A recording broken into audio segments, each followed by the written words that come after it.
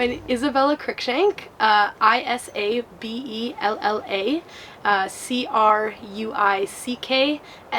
Cruickshank.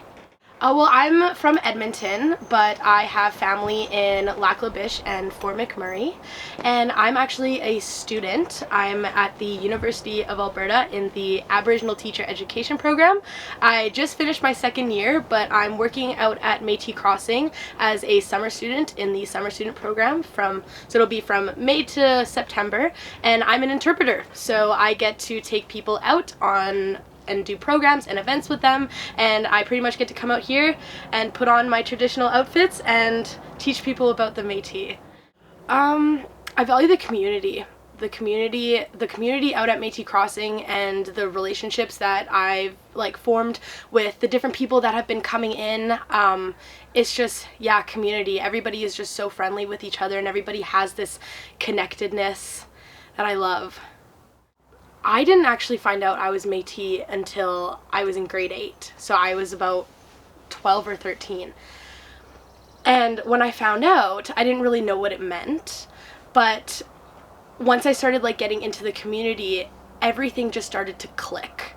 You know, when going out and picking traditional medicines, it just, something about it, just being Métis and then doing these practices, attending ceremony and speaking with elders, it's everything just clicks and it makes sense. And honestly, I felt like I didn't feel Métis until I started doing these things. So it's bringing those two things together, being Métis and then actually experiencing it makes a whole difference. Well, it brings people together, right? When we do ceremony, it's an opportunity for the whole community to really come together. Come together and kind of have that community feeling when we do these cultural practices, even doing these events out here, it does bring people together, and it really kind of forms that sense of community, but it also kind of gives us something to hold on to, you know, we have this great culture that we should be practicing together as a community. This is kind of what we're holding on to and kind of how we're thriving.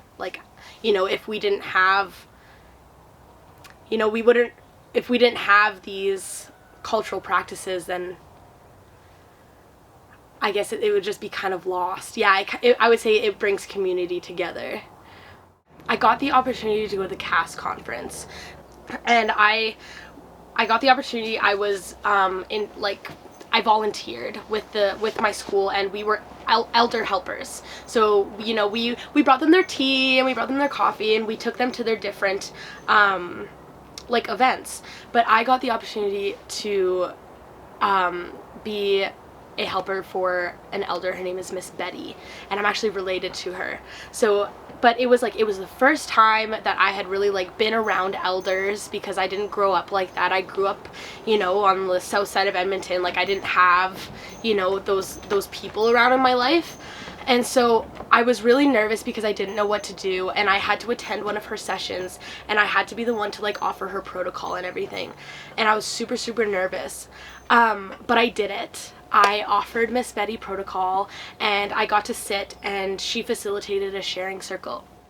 I've always had doubts, you know, whether I wanted to be a teacher or not, you know, or whether I really wanted to be in the Aboriginal Teacher Education Program, and if I wanted to come and work out at Métis Crossing. But after being in her sharing circle and her the whole sharing circle, she spoke about the importance of the youth and how important it is for the youth to carry on this knowledge, because we're the ones passing it down. And everything she was saying just made so much sense, you know. And I walked out of the sharing circle feeling, okay, this is what I want to do.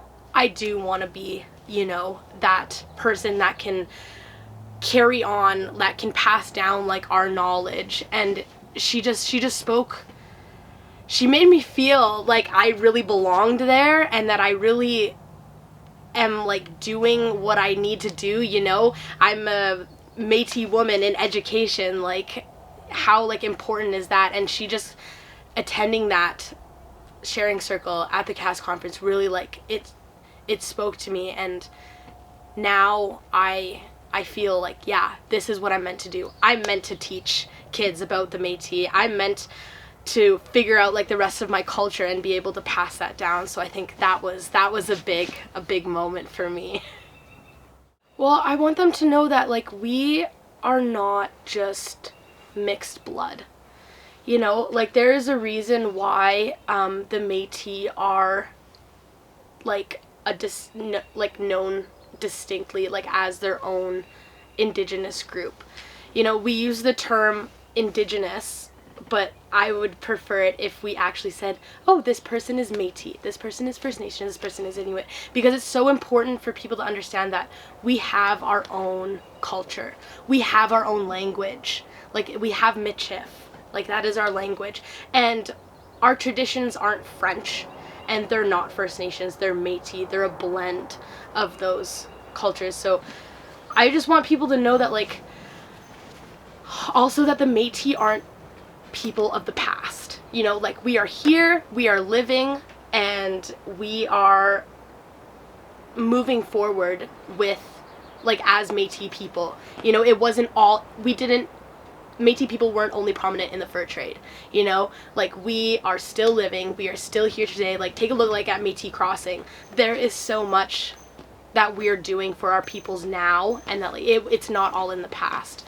But yeah, just knowing that we are our own peoples and we have our own culture, we have our own language, and we should be recognized as our own peoples, you know, like Otepemsawak, we are the people that govern ourselves. You know, we are our own bosses, and I think that's really important. But also to know that we are not people of the past.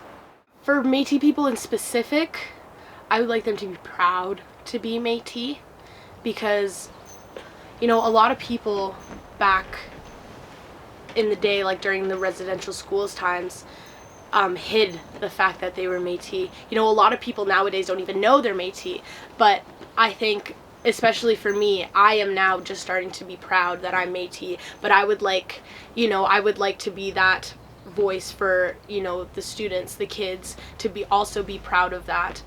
We have a job, I feel, as like Indigenous peoples to educate. There is such a lack of education in Canada that I just feel like as Indigenous peoples, and with all of the knowledge that we carry, even like not even like knowledge that we may know, like we have like knowledge embedded in us. Like I just want everybody to just teach each other. Like Indigenous peoples have so much to offer, and I just feel like we just need to educate everybody, but we also like need to be proud, and you know, and I just, yeah, just to educate and be proud. There's something about being Indigenous that is just incredible. Like, I'll share a little story. So right now I'm in like a transition period, okay? Like I've never lived away from home.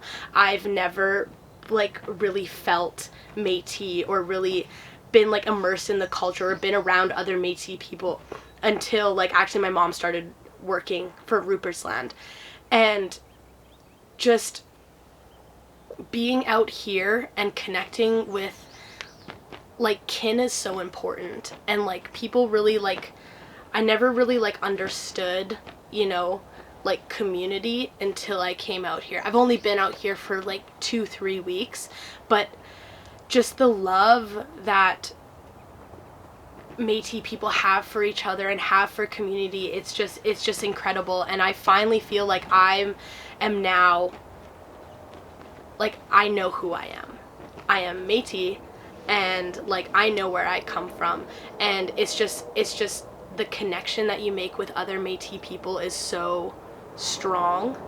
And like it's weird because like I think about it now, all of my closest friends that I can be myself around are other Indigenous peoples, and it's just like we have this like blood connection, we have this connection, and I think it's so important for people to connect with their community, because I am a totally different person than I was like a month ago before I found my people and my culture, and it's like everything is just clicking into place, like things that I never would have thought would click into place. And it's just so important, and I can't wait to get out there and to be able to teach it to other people, because it's all the reason for like all of like the issues between Indigenous peoples and non-Indigenous peoples in Canada is all a lack of education. And I cannot wait for everybody to just be educated, but properly educated on who the Métis are, you know, and what we stand for and what we do. And I think the only way that other Métis people will ever be able to understand it is if they come out and connect with their community and try like the best they can to, you know, immerse themselves in that, because it makes it like a huge difference.